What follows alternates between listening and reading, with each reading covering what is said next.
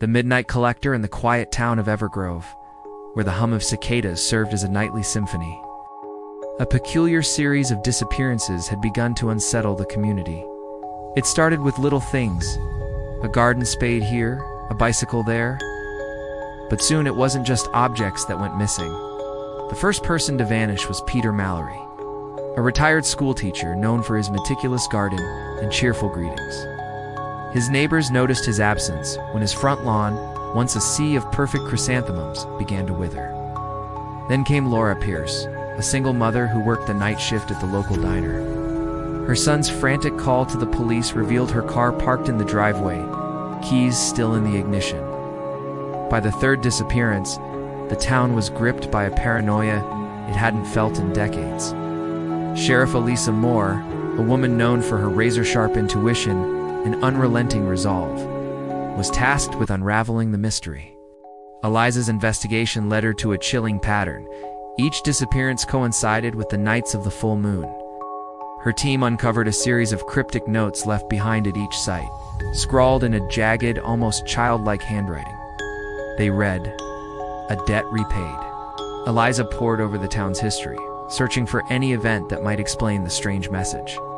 Deep in the archives of the Evergrove Chronicle, she found a lead. 30 years earlier, a drifter named Samuel Cole had been accused of a string of petty thefts.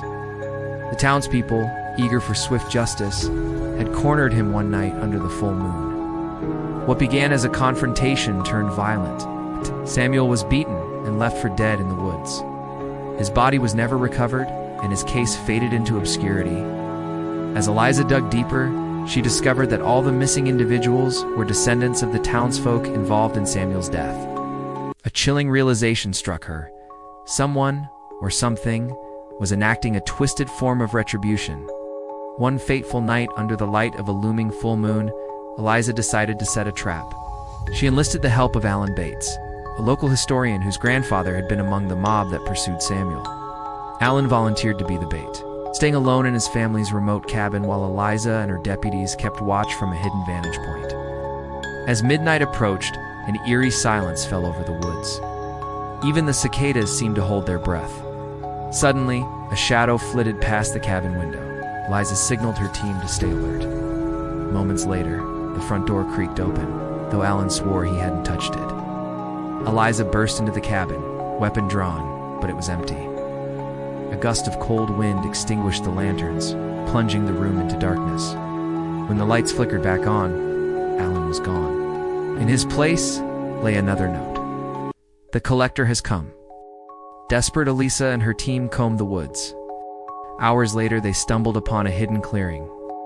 In its center stood an ancient oak tree, its gnarled branches twisted like grasping hands. At its base was a collection of objects: a garden spade, a bicycle, a name tag from the diner, and Alan's glasses. Beside them lay a shallow grave, freshly dug. Lisa froze as she noticed a figure standing in the shadows. It was a man, gaunt and hollow-eyed, with a presence that felt more spectral than human. "Leave this place," he rasped, his voice echoing with an unnatural timbre. "The debt is not yet paid."